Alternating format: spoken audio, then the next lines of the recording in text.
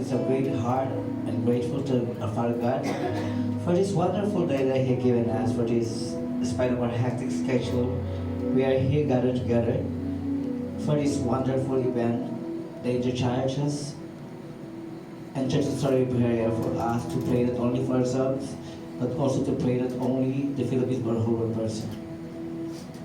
Before we start with our intercessory prayer, let me share to you one Bible verse about prayer. And it comes from the book of Philippians, chapter 4, verse 6.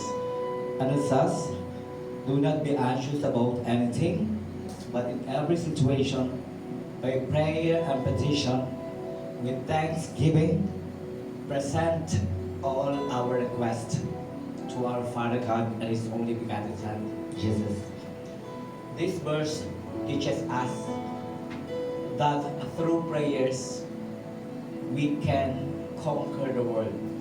Amen. Through prayers, we will release all the burdens, trials, and any uncertainties that we are feeling. This verse also reminds us, all people, all children of God, to always not let burdens, uncertainties, problems, trials overcome our spirit. Rather, our Father God is always inviting us to not to be self-centered, rather to always share with Him the burdens that we are experiencing, because God did promise us He will always live and uphold us with His righteous hand.